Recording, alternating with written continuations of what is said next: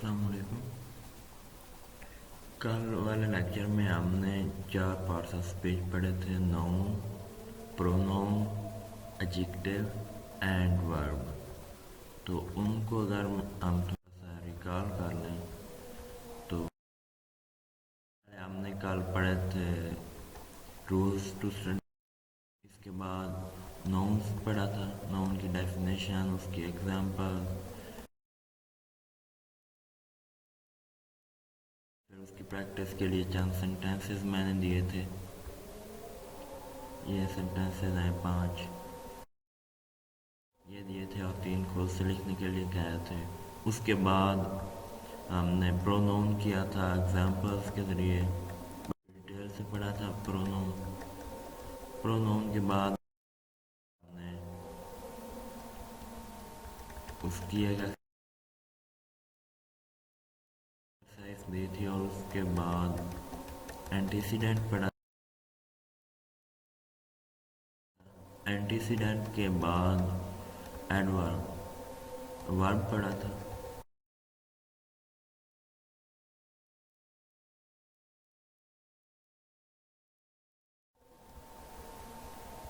Action verb and helping verbs पढ़े थे। इसके बाद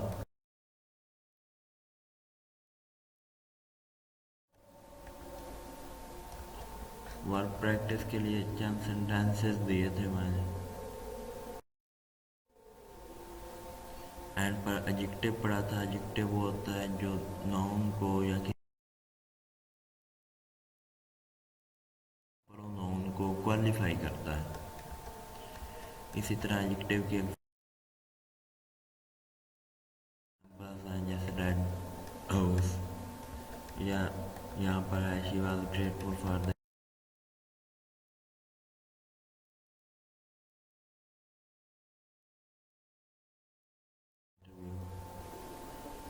तो अब हम पढ़ने जा रहे हैं adverb. Adverb is the word that shows the action, how the action is done। जैसे इसके नाम से ज़ाहिर है ना, एड वर्ब, वर्ब के साथ कोई चीज़ ऐड करना। तो adverb basically answer the how, कोई भी हम काम कर रहे हैं या कोई भी हम एडजेक्टिव बना रहे हैं तो वो कैसे हुआ, कैसे का आंसर जो है वो adverb. Adverb basically shows the way how the action is done. जैसे नाम से ज़ाहिर है ना, एडवर्ब वर्ब के मीनिंग में इजाफा करना या वर्ड में समथिंग ऐड करना। Add verb. Adverb are words that modify a verb, जो एक वर्ब को मॉडिफाई करते हैं। अच्छा, मैं यहाँ पर मॉडिफाई को लफ्ज़ इस्तेमाल कर रहा हूँ क्योंकि पीछे एडजेक्टिव में हमने वर्ड इस्तेमाल किया था क्वालिफाई और add something to the meaning of a noun और प्रोनाउन। तो जो क्वालिफिकेशन है वो एडजेक्टिव से रिलेट करती है, इसी तरह जो मॉडिफिकेशन है वो एडवर्ब से रिलेट करती है। एडवर्ब जो है हमारे सेंटेंस को, या कोई भी हम वर्ब इस्तेमाल कर रहे हैं या कोई भी एडजेक्टिव इस्तेमाल कर रहे हैं या कोई भी एडवर्ब इस्तेमाल कर रहे हैं तो उसको मज़ीद मॉडिफाई करने के लिए इस्तेमाल होता है। तो एडवर्ब 3 चीज़ों को मॉडिफाई करता है। पहली चीज़ वर्ब, जैसे ही ड्रोव स्लोली, तो ये उसकी जो ड्राइविंग है उसको मॉडिफाई कर रहा है कि उसकी ड्राइविंग किस तरह की है, वो ऐसा ड्राइव करता है। या एक और इसमें ये एडजेक्टिव, 3 चीज़ें आती हैं एडवर्ब में, 3 चीज़ें। पहला चीज़ वर्ब, दूसरी चीज़ एडजेक्टिव और थर्ड थिंग होती है किसी और एडवर्ब। अब एडजेक्टिव को कैसे ये आगे, मतलब कि एडजेक्टिव को ये किस तरह मॉडिफाई करेगा। ये drove a very fast car, तो यहाँ पर फास्ट जो है वर्ड, ये कार को क्वालिफाई कर रहा है कि कार किस तरह की है, तो वो फास्ट है, दैट इज एडजेक्टिव है। And very is modifying the adjective fast, तो वेरी यहाँ पर एडवर्ब होगा। इसी तरह अनदर एडवर्ब को की एग्जांपल हम ले लें, she moved quite slowly down the ऐसा। तो यहाँ पर स्लोली जो है ये उसके मूविंग को ज़ाहिर कर रहा है, मूविंग को मॉडिफाई कर रहा है, तो स्लोली यहाँ पर एडवर्ब होगा। लेकिन स्लोली को एक और वर्ड मज़ीद मॉडिफाई कर रहा है, तो उस वर्ड को हम कहेंगे ये भी एडवर्ब है। जैसे क्वाइट है यहाँ पर, adverb is a word that adds meaning to any other word except noun or pronoun.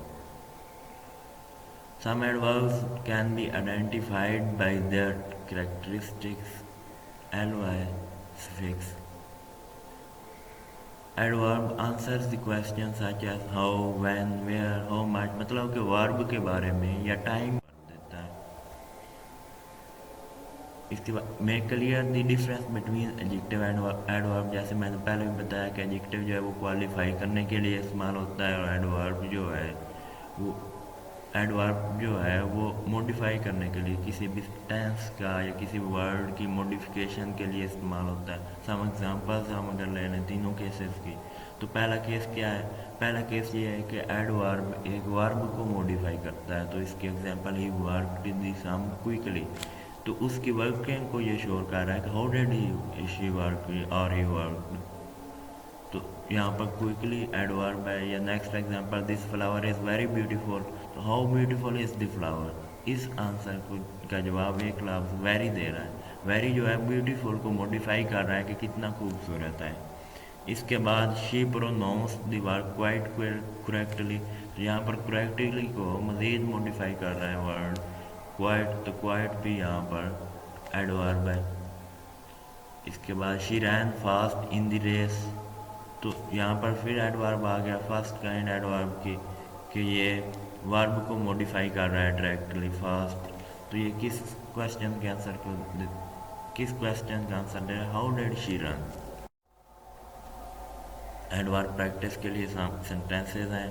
Ashley danced very well, I swiftly rain after the ball, she angrily slammed the door shut after screaming very loud at her boyfriend, she is a very happy person to be around, the night crept up stealthily like a burglar in a house। इसके आगे है preposition। Preposition answer the question what's the position। किसी भी noun की या कोई भी चीज़ हम किस चीज़ के बारे में डिस्कस कर रहे हैं, तो उसकी पोजीशन क्या है, इसको बताने के लिए जो वर्ड्स इस्तेमाल होते हैं उनको हम कहते हैं prepositions. Preposition links nouns, pronouns and phrases to other words in a sentence. Some common prepositions are at, under, over, of, to, in, out, beneath, beyond, for, among, after, before, within, down, up, during, without, with, outside, inside, beside, between, by, on, out, from, until, ये सारे adverbs हैं, prepositions हैं। इसके examples 3-4 हम देख लेते हैं। The book is on the table, तो जो बुक है उसकी पोजीशन को जो वर्ड यूज़, जो उसकी पोजीशन को ज़ाहिर करने के लिए जो वर्ड इस्तेमाल हो रहा है यहाँ पर, वो प्रेपोजिशन होगा। And book is beneath the table, book is leaning against the table, different position के लिहाज से भी डिफरेंट प्रेपोजिशंस इस्तेमाल होंगे। The book is beside the table, तो ये पोजीशन चेंज है, और एक टेबल के साथ जब she had the book over the table, तो ये टेबल से ऊपर की position. She read the book during, तो डिफरेंट पोजीशंस इस्तेमाल हो रही हैं। इस तरह object of the preposition, object of the preposition वो वर्ड्स होते हैं जो जिसके लिए प्रेपोजिशन इस्तेमाल हो रहा है। जैसे हमने लास्ट एग्जांपल पढ़ी कि book is beneath the table, तो यहाँ पर बीनीथ किस वर्ड के लिए इस्तेमाल हो रहा है? बुक के लिए, तो बुक जो है उस बीनीथ का ऑब्जेक्ट होगा। इस तरह preposition often begin prepositional phrases. To complete the phrase, the preposition usually teams up with a noun, pronoun or gerund. gerund होता है जो हमारे पास फर्स्ट पार्टिसिपल या प्रेजेंट पार्टिसिपल हो, वो noun के तौर पर इस्तेमाल हो तो उसको हम gerund कहते हैं। अब फर्स्ट पार्टिसिपल क्या होता है? जब किसी भी वर्ब के साथ हम ing का इजाफा कर दें तो उसका वो प्रेजेंट पार्टिसिपल बन जाता है। जैसे फर्स्ट एग्जांपल है एट नोन, यहाँ पर एट preposition और नोन उसका ऑब्जेक्ट है, या बिहाइंड दैम तो बिहाइंड preposition और दैम उसका ऑब्जेक्ट है। विदाउट स्नीजिंग तो विदाउट यहाँ पर preposition है एंड स्नीजिंग जो है वो gerund है। The object of the preposition will often have modifiers that add description। जो ऑब्जेक्ट है वो often जो है उसकी डिस्क्रिप्शन को ज़ाहिर कर रहा है कि कौन सी पोजीशन पर किस तरह वाक़ है। जैसे at the kitchen counter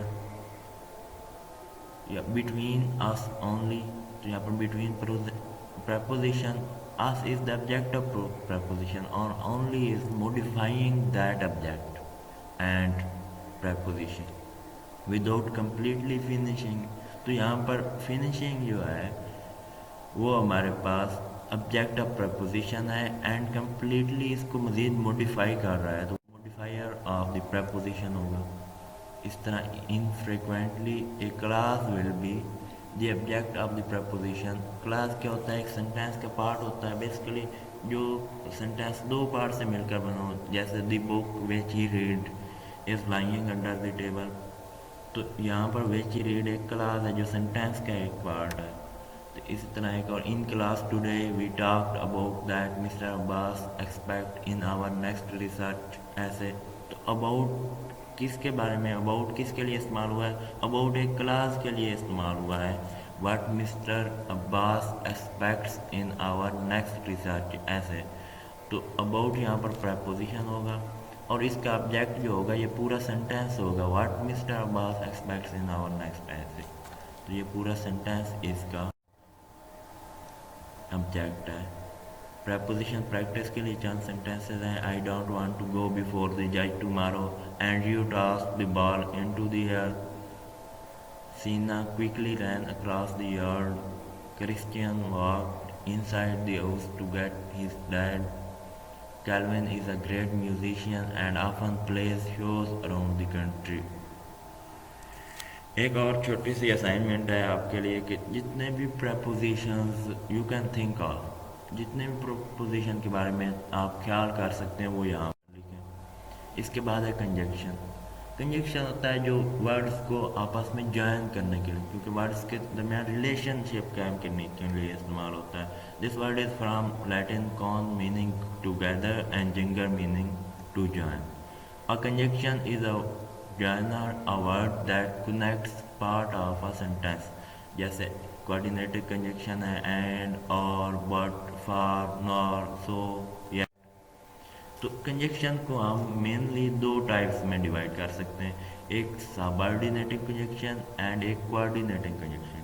subordinating conjunction वो कंजक्शन होते हैं जो इस तरह के रिलेशन कायम करते हैं कि एक चीज़ दूसरी पर डिपेंड कर रही हो, और कोरिलेटिव वो होते हैं जो दोनों का स्टेटस एक जैसा रखते हैं लेकिन उनको कनेक्ट करते हैं। जैसे एंड है तो एंड में असलम एंड अकरम, वो दोनों का स्टेटस सेम रहेगा। अगर हम दो सेंटेंस लें, if he works hard he will pass या ही विल स्टूड फास्ट, तो यहाँ पर जो इफ़ है वो डिपेंड कर एक सेंटेंस को डिपेंडेंट बना रहा है दूसरे पर कि वो तब कामयाब होगा जब वो मेहनत करेगा। तो जो कंजक्शंस एक सेंटेंस को दूसरे पर या एक वर्ड को दूसरे वर्ड पर डिपेंडेंट बनाते हैं उनको कहते हैं सब ऑर्डिनेटिंग कंजक्शन। इनकी example after, although, as, because, before, how, if, once, since, then, that, though. इस तरह कोरिलेटिंग कंजक्शंस जो एक जैसी चीज़ों को, मतलब कि उनका स्टेटस सेम हो, तो उनको आपस में ऐसे जोड़ने के लिए, जैसे either of the boys, both of the boys, you or he, neither nor, not only, but also, so, as, whether, ये सब कोरिलेटिव कंजक्शन। प्रैक्टिस के लिए चंद सेंटेंसेस हैं, जैसे Ashton and I will go out tonight after the movie, let's go out to eat। Neither Sam nor Winnie ate lunch। My true passion in life is writing and I hope to get published soon। Susan makes good grades because she studies every night। Either you will put forth effort in your class or you will not do your best। इसके बाद है preposition क्योंकि preposition जो basically हमने बताया कि वो एक की पोजीशन को ज़ाहिर करते हैं और नाउन को उसकी पोजीशन से रिलेट कर रहे होते हैं। जैसे ऑन द टेबल, तो वो book is on the table, book और नाउन को रिलेट कर रहा है। इस तरह कंजक्शन भी रिलेट कर रहे हैं। तो इनमें बुनियादी फ़र्क क्या है, हम कैसे फ़र्क कर सकेंगे कि कंजक्शन कौन है और प्रेपोजिशन यहाँ पर क्या है। तो preposition are connected word, connecting words. Prepositions are words like on, over, to, from, about, far, against। इस तरह के वर्ड्स जो हैं वो prepositions हैं। Preposition glues are noun or pronoun into sentence। Preposition जो है वो noun या pronoun को एक sentence में जोड़ कर रखते हैं। That is, a preposition is only able to connect a noun element into a sentence। Preposition introduces a noun into इसके बाद preposition conjunctions क्या होते हैं। conjunctions are also connecting verbs but they can do much more than preposition। conjunctions are words like but, or, because, then। In contrast to the preposition, a conjunction can connect any two like elements together in a sentence। Yeah, most notably, conjunctions have the ability to connect verbs together। This means that conjunction can only connect two sentences or two words of same status।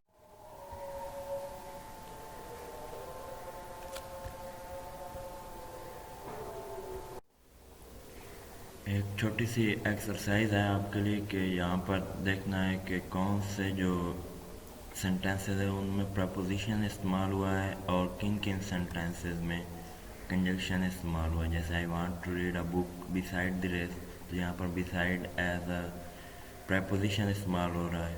तो बाकी sentences में से आप देखिएगा, after we danced we out for a walk, while you were away you missed lots of work, she sent him a text instead of speaking, he left the room without talking to anyone, the train had to stop because of the weather।